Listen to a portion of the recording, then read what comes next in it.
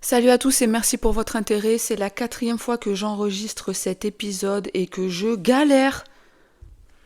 Donc aujourd'hui, l'épisode est consacré au calcul de l'année personnelle en numérologie.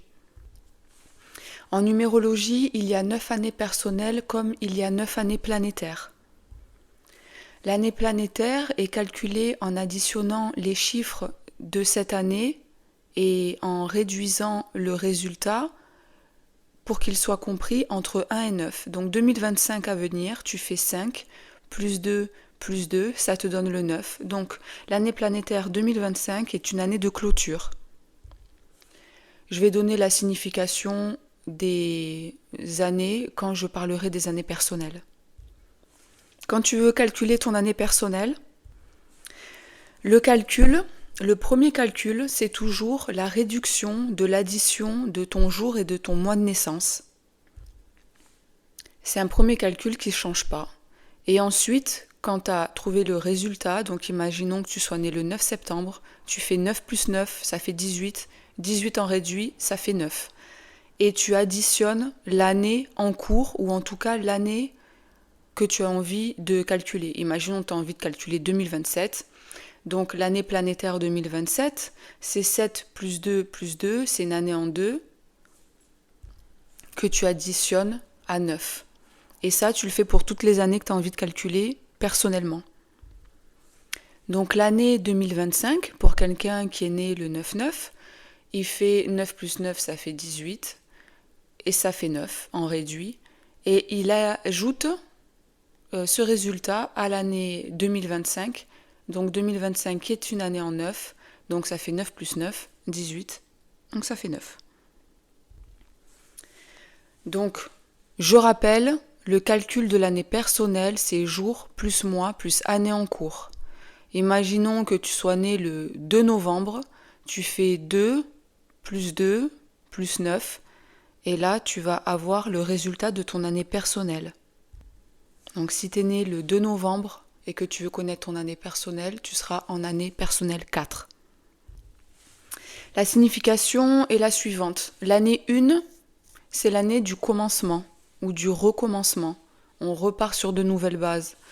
Évidemment, si tu as bien clôturé à ta 9e année ton cycle de 9 ans, l'année en 1 personnelle est vraiment une année de succès. Je fais une généralité, pas du cas par cas. L'année 2, c'est l'année de la collaboration, le couple est au premier plan. L'année 2, qui peut être aussi lue en 11-2, ça dépend du calcul sur lequel tu tombes. L'année 11-2, c'est une année de révélation, de forte intuition. Il faut faire attention aux psychoses et à un éparpillement possible. L'année 3, c'est l'année des amitiés, c'est l'année aussi des enfants. On peut donner naissance à un enfant, ou on peut être proche des enfants, aimer jouer avec eux.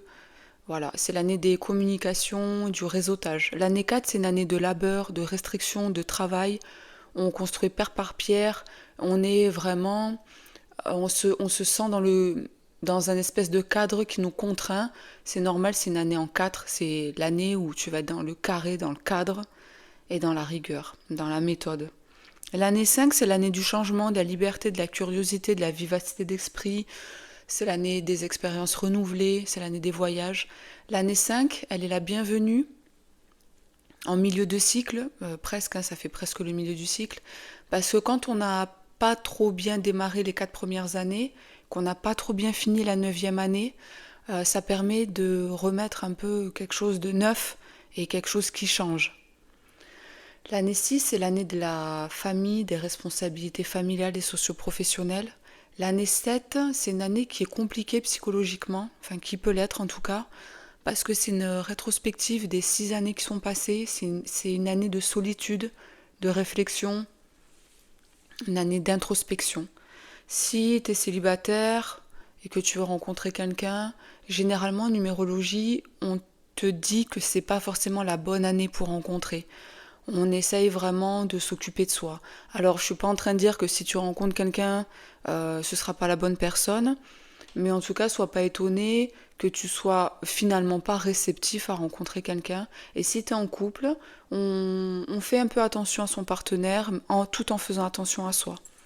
L'année 8, c'est une année qui annonce l'année 9.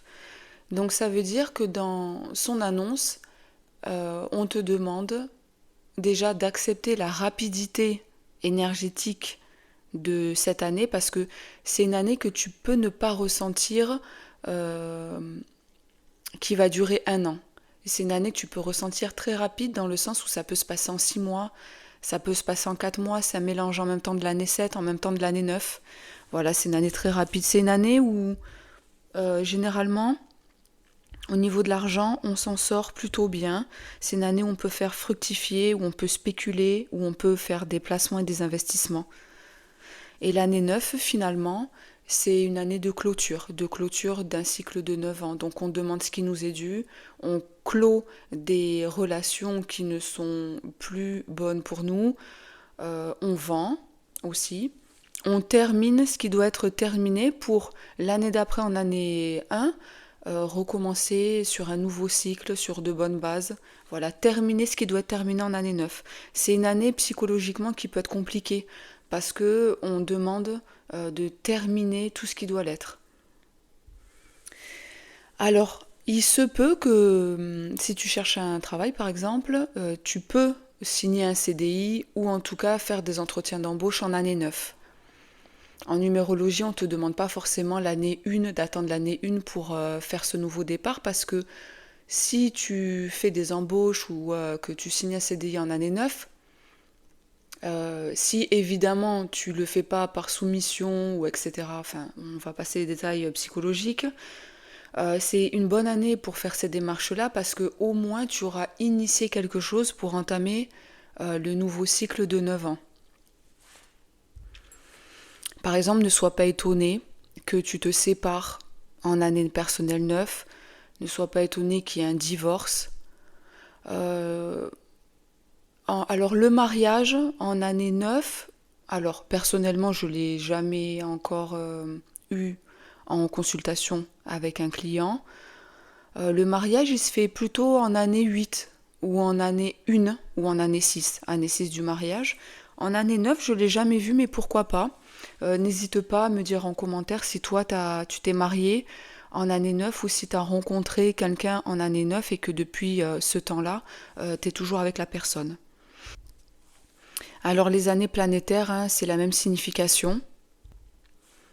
Je rajoute juste quelque chose, c'est que si toi tu es en année personnelle qui est la même que l'année planétaire, donc c'est-à-dire toi en année personnelle tu es en année 5 et l'année planétaire c'est l'année 5, l'énergie est renforcée par la double consonance de l'année.